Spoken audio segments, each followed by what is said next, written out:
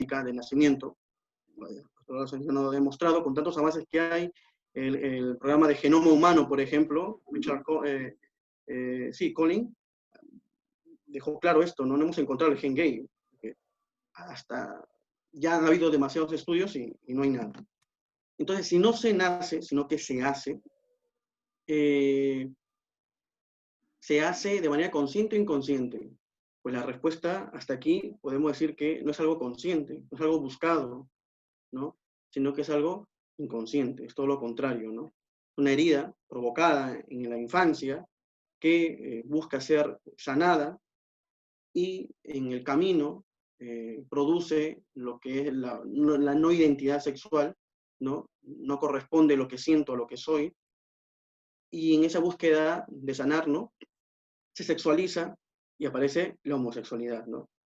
En el fondo, lo que está haciendo es que está buscando el amor del padre, en el caso de la mujer, de la madre, ¿no? Es una fuerza inconsciente. Y les decía en este caso que no hay, bueno, yo no he escuchado lo contrario, ¿no? Que al ver a personas, parejas de homosexuales, no sé, felices, diríamos, en lo que ellos entienden, lo que es la felicidad, no se dice uno al otro, estoy buscando el amor del padre en ti, no van a decir esto, ¿no? Ni lo van a ver los demás, pero es lo que hay, ¿no? Es lo que sucede, ¿no?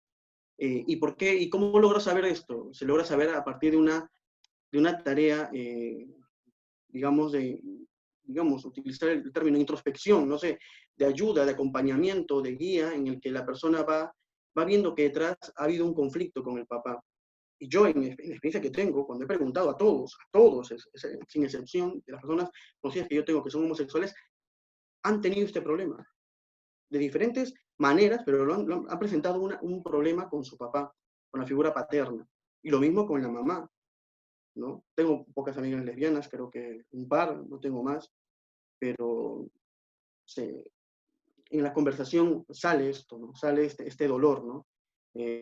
O esta frustración del amor homoemocional que no ha sido dado, ¿no? En fin, a ver, vamos a seguir andando con esto.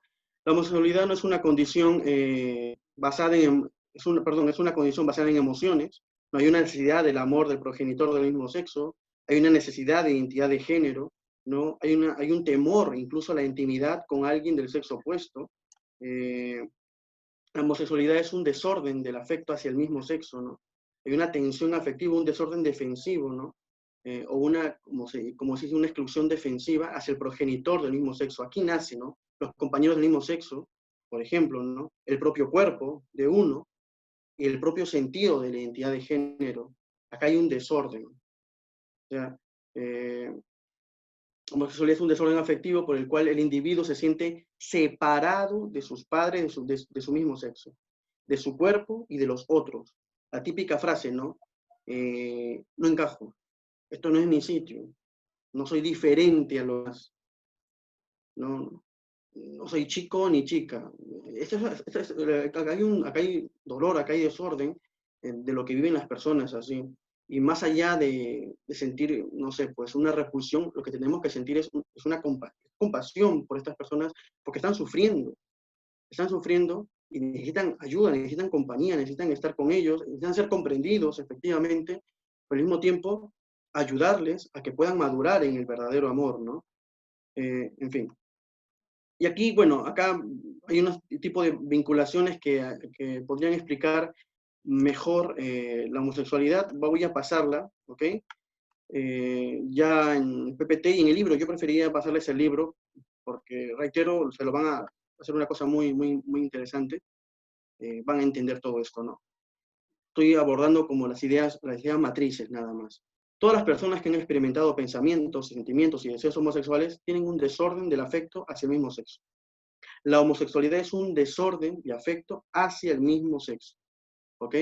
Y una constelación de variables, hay varios factores, diríamos, que causarían este desorden del afecto, ¿no? Acá les pongo 10 variables. La herencia, no en tanto que determina, ¿ok? Y lo van a entender perfectamente en el libro de Richard Cohen, el temperamento, las heridas heteroemocionales, las heridas homoemocionales, ya hemos hablado de las heridas homoemocionales, pero también las heridas heteroemocionales. Una madre que está omnipresente, está presente, además es una mamá que absorbe y que anula al varón.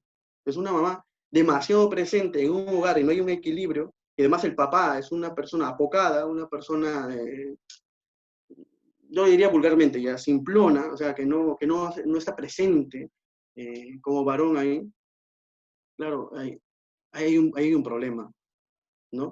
Los conflictos con los hermanos, o la dinámica familiar, etcétera, etcétera, abusos sexuales, ¿no?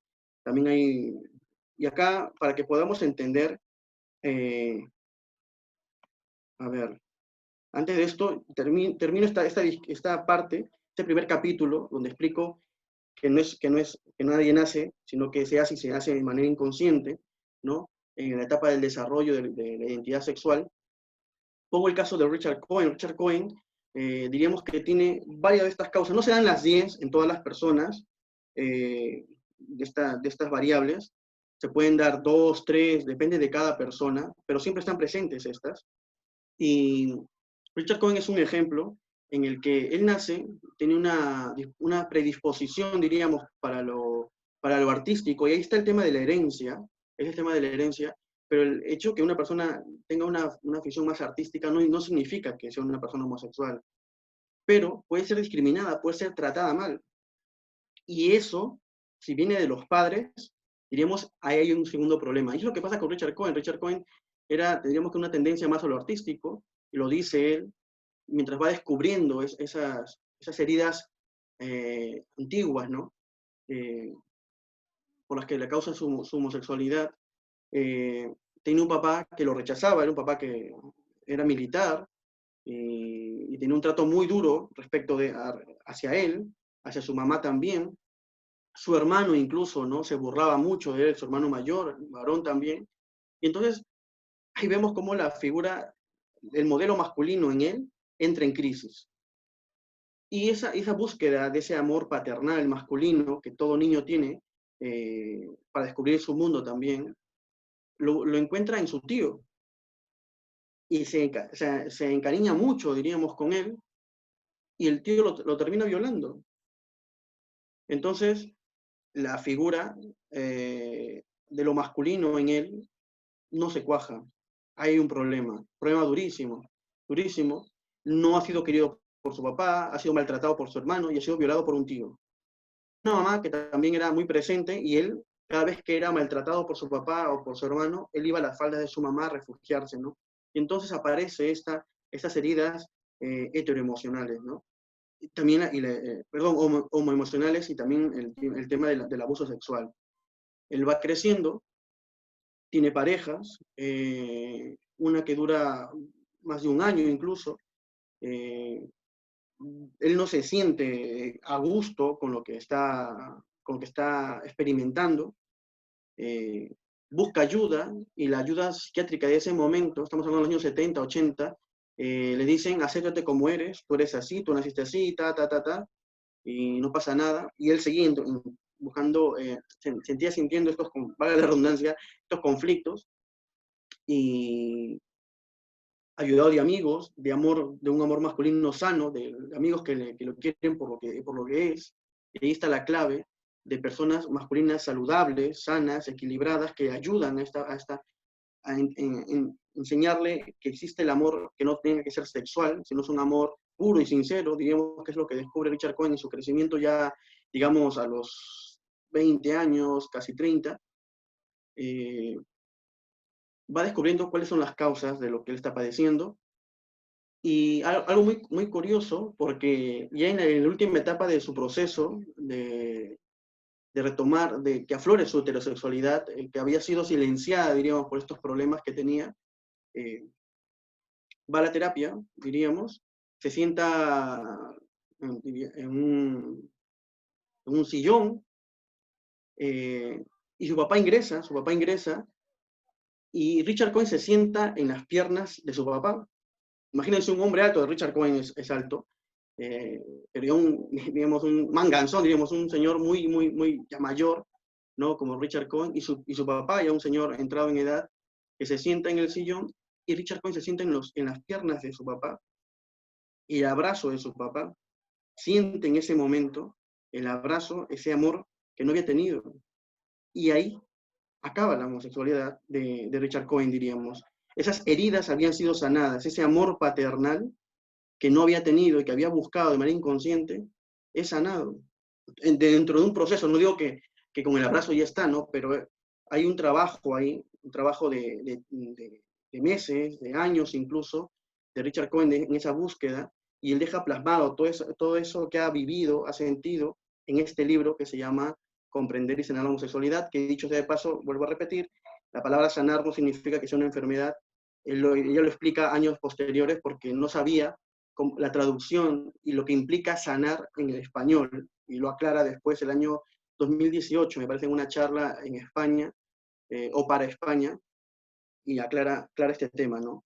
Él pide disculpas por la traducción al español, porque no sabía que tenga esas connotaciones la palabra sanar, y que la gente piense que era una enfermedad, ¿no? Sino que él deja muy claro que era un síntoma de algo, de una enfermedad mucho mayor, que son heridas no resueltas en su etapa de desarrollo, ¿no? Bien. Oye, ¿y por qué ahora consideramos que la homosexualidad, diríamos, tiene carta de ciudadanía, es una cosa normal, no pasa nada? Eh, Acá tenemos que remitirnos a la historia del cambio, de por qué antes sí se tenía o estaba en el catálogo de enfermedades mentales, ¿no? De la DSM, del DCM, perdón, este manual de diagnóstico, y por qué ahora ya no. ¿Qué ha pasado? En la primera que sale, el primer DCM, el primer estudio, la primera recopilación, el primer trabajo, diríamos, de la DSM, habla que la homosexualidad es una perturbación mental. En el DSM-2, en el 68, la homosexualidad es una desviación sexual y se cuenta entre el fetichismo y la pedofilia. Así lo tratan. En el año 73 ya se deja, se retira, diríamos, una reunión de las cabezas del APA y deciden retirar a la homosexualidad como perturbación psíquica. DSM-3, 1980, la homosexualidad no es en sí misma una enfermedad mental, afirma. Sin embargo, sí habla de que si existe habla de una diferencia, primero habla de la diferencia entre la homosexualidad egosintónica y la homosexual egodistónica. ¿Qué quiere decir egodistónica? Quiere decir que hay diríamos, no hay una sintonía entre la homosexualidad que siento, ¿no? Y entonces ahí sí dice, si tú no estás conforme con tu homosexualidad, ahí sí es un trastorno psicosexual. Pero si tú estás tranquilo con lo que sientes, no existe trastorno psicosexual. Eso se le llama la homosexualidad egosintónica. Hay una sintonía de la homosexualidad con uno mismo. O sea, no me siento mal, vivo bien, libre y tal. Ahí no hay problema, te dice la DSM-3, 1980. 1987, ¿ok?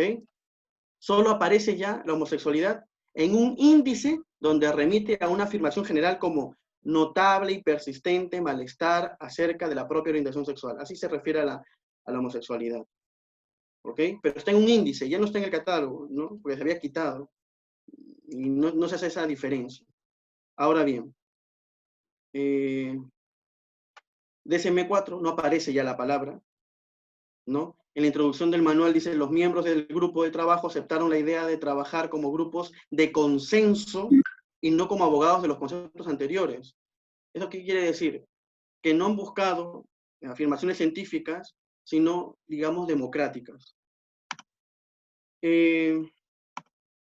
Alan Stone, presidente de la APA, dice, la homosexualidad es uno de los casos donde el juicio moral que subyace a la común valoración profesional de su condición patológica se dio ante la lucha preparada por los intereses de grupos de presión. Es decir, en resumen, de todo lo que acabamos de ver, de esa evolución de la DSM, cómo ha variado en su definición de la homosexualidad hasta el punto de quitarla, es que si hubo cambio, si se quitó, la pregunta es ¿por qué se quitó?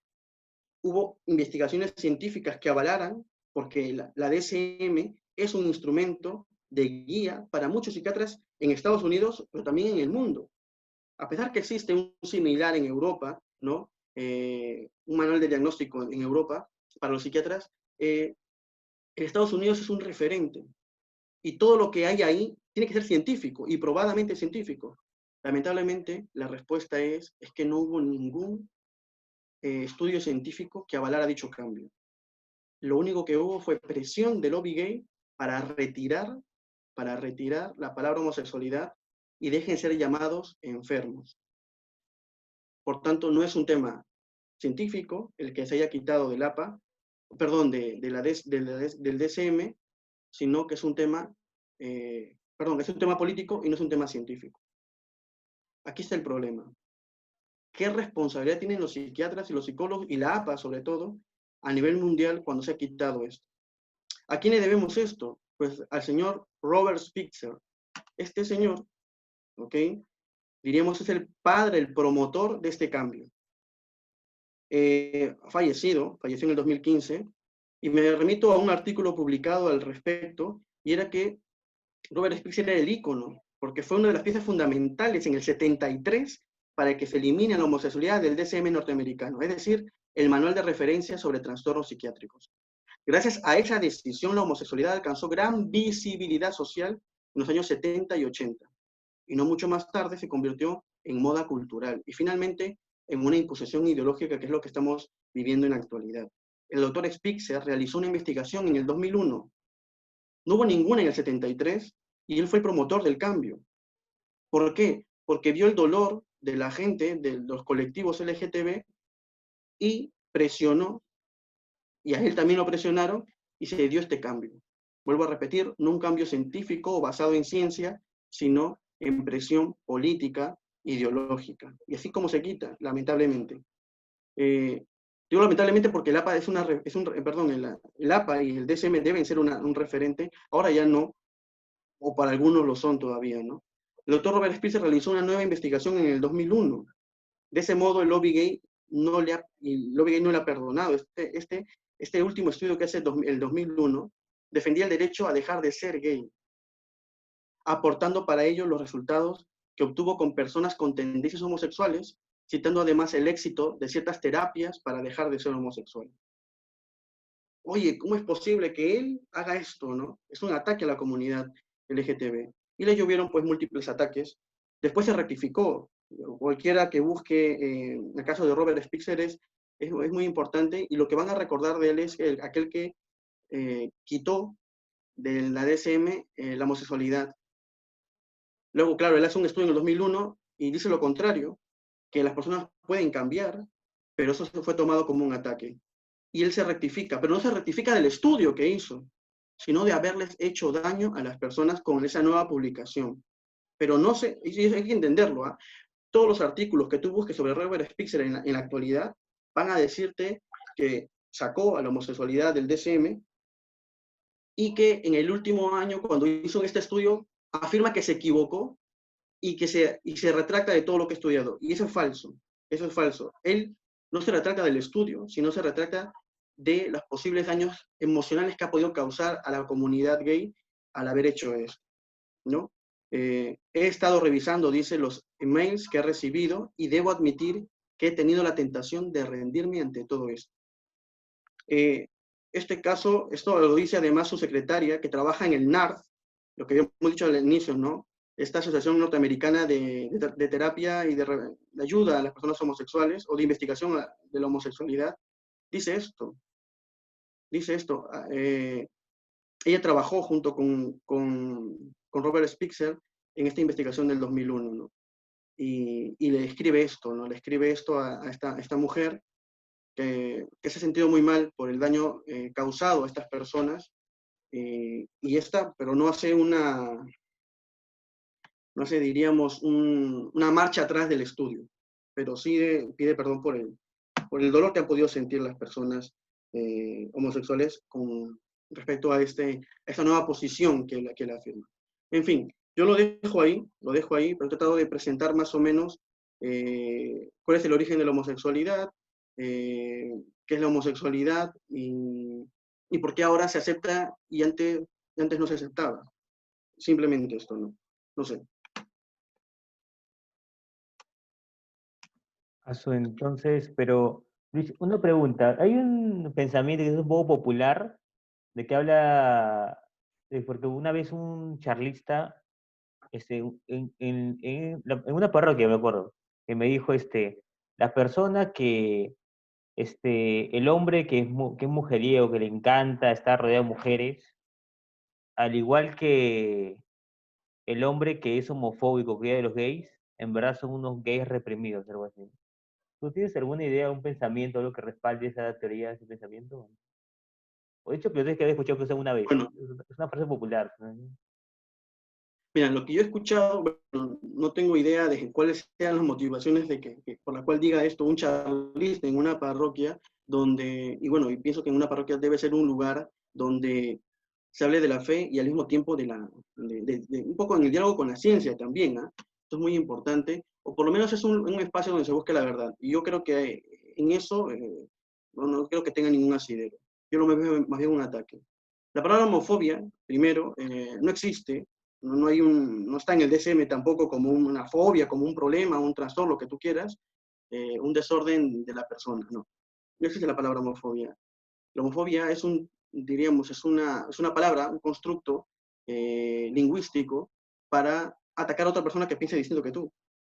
Y si una persona dice esto que estamos diciendo aquí y que felizmente existe un espacio, aunque sea de 6 personas, que podamos conversar de este tema, existen más, ¿eh? Hay muchos lugares, solamente que no son visibles, lamentablemente, pero una persona que hable de esto, de la homosexualidad, con estos datos, puede ser tachado de homofóbico.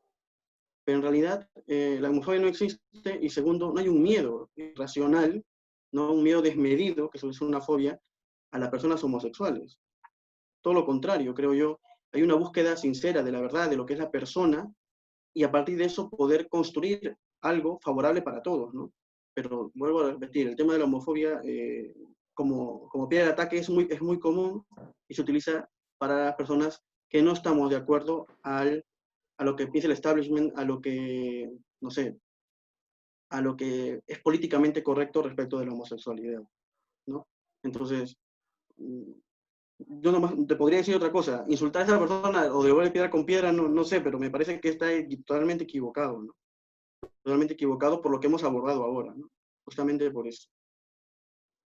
Ahí está, Luis. Y bueno, normalmente también he escuchado otra idea respecto a que, por ejemplo, recuerdo que una vez escuché una charla respecto a homosexualidad y una persona dijo, pero entonces, ¿por qué las personas porque también hay chicos que son criados solamente por padre o por madre, ¿por qué ellos no salen homosexuales? En comparación también con esa idea de que muchas veces hay personas que son homosexuales porque de falta de padre, falta de madre. Lo que te acabo de decir, lo que más o menos está en lo que decíamos al inicio. Cuando no hay una figura presente, una figura masculina presente, no hace falta que tengas, ¿cómo decirlo? A ver, que esté el papá físicamente presente. Puede estarlo, pero no es presente afectivamente, como masculino, como varón. Ahora, ¿qué pasa en una familia, siendo, por lo menos desde mi punto de vista, siendo muy generoso de afirmar que es una familia, el hecho de que sea varón con varón y un hijo? ¿Por qué? Porque pueden existir otros recursos. ¿En qué sentido? Si uno de ellos, por ejemplo, digo en el caso, no conozco ninguno, pero si existiera ese caso en el que los dos varones, porque uno hace de mujer, diríamos, y otro hace de varón, y que ese de varón pueda ser, digamos, muy masculino, muy representativo para el chico, y entonces hay una identificación. Más bien, esto me lleva a otro tema que es el derecho ¿Adopción? de tener, sí, la adopción, ¿no? La adopción en tanto derecho, entre comillas, de los padres a tener hijos. No existe en ninguna legislación, y así lo existiera, no existe en ninguna legislación mundial o de algún país del mundo en el que se hable, por ejemplo, de que existe el derecho de un papá a tener hijos. No existe eso. Lo que hay es el derecho de que los hijos tengan papá, que tengan padres y tengan papá y mamá. ¿Por qué? Porque el papá va a permitir, en el caso de un varón, pero puedo poner el caso de la mujer, ¿no? En el caso de la mujer, por ejemplo, una chica pueda descubrir y crecer desde la visión de una mujer viendo a su madre, en la que se va a identificar, hay una identidad, y también diferenciar el mundo del varón porque tiene un padre presente. Le va a ofrecer esas dos oportunidades, la de diferenciación y la de identificación. Algo que no hay, no va a haber en una familia, entre comillas, de dos papás o dos mamás. Eso no va a haber. Entonces, lo que estamos viendo más bien en el mundo es un pseudo derecho de alguien arrogarse a tener un hijo.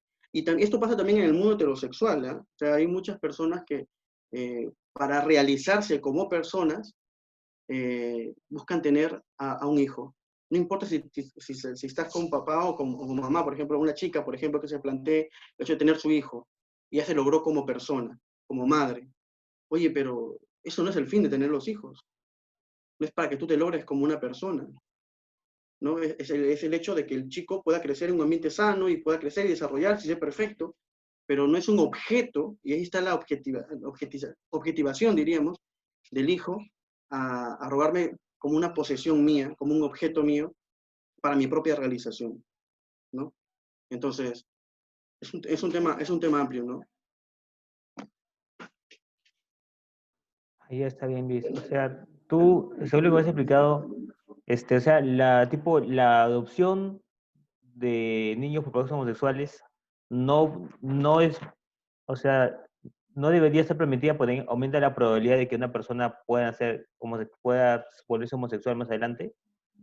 Más allá de que sea probable o no probable, está el hecho de que el chico, el hijo, nazca en un lugar que tenga todas las posibilidades para crecer.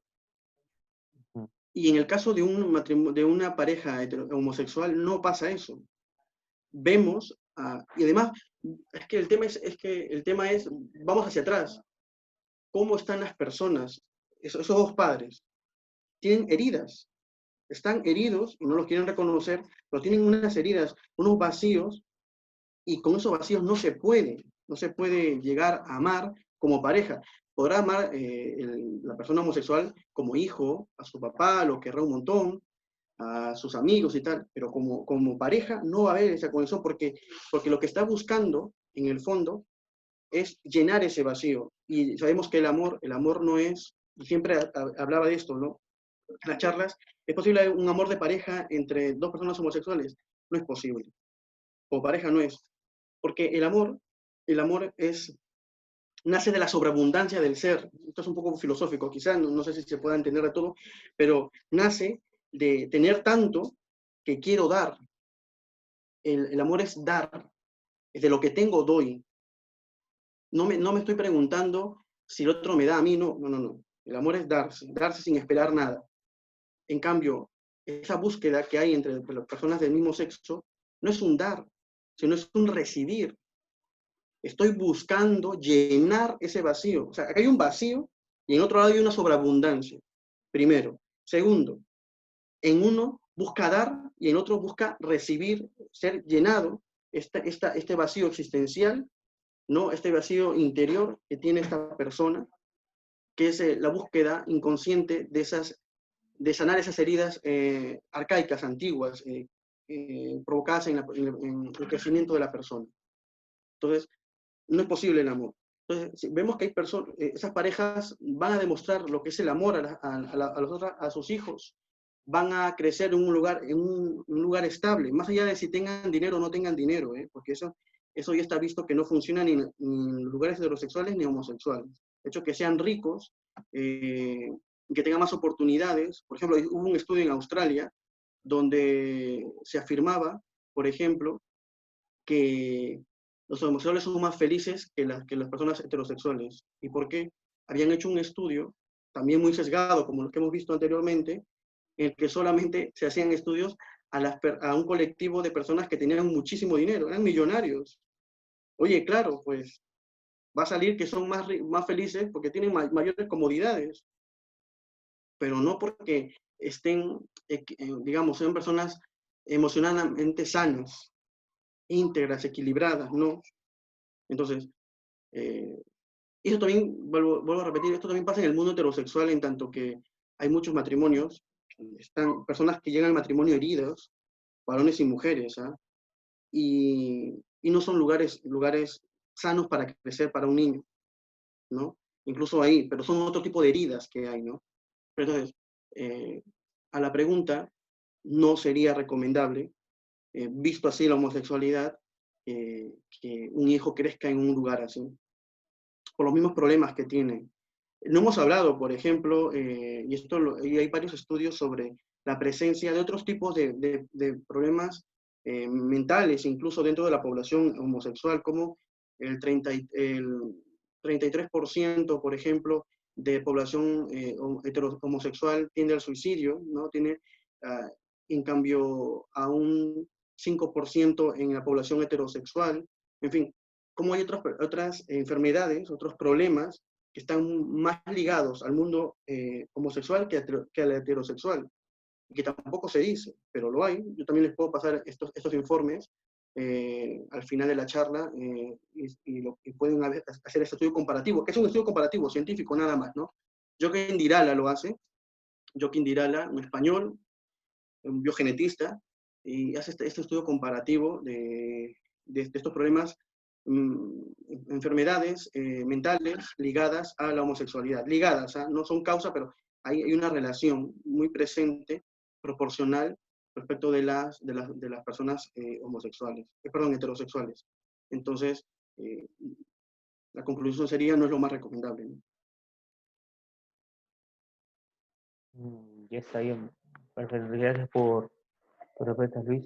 ¿Alguien más que tenga una consulta respecto al tema, chicos?